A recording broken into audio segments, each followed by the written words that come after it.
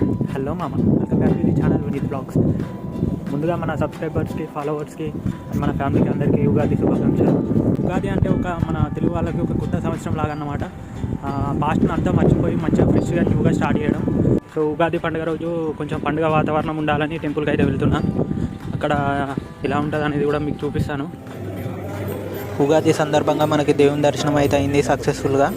నేను మార్నింగ్ వెళ్ళా కాబట్టి అంతగానో ఏం రష్ లేదు. మధ్యాహ్నం వరకు అయితే చాలా రష్ అయిపోయింది. పండగ రోజు గుడికి వచ్చి దర్శనం చేసుకున్నాక వీళ్ళందరినీ చూశాక ఒక ఇండియన్ వైబ్ అనేది వచ్చిందన్నమాట.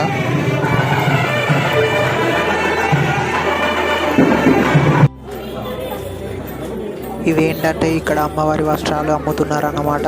ఇక్కడ ఇవి నచ్చిన వాళ్ళు కొనుక్కొని అయితే వెళ్తున్నారు. అట్ లాస్ట్ మా అమ్మ ఉగాది రోజు అయితే ఉగాది పచ్చడి అయితే దొరికేసింది.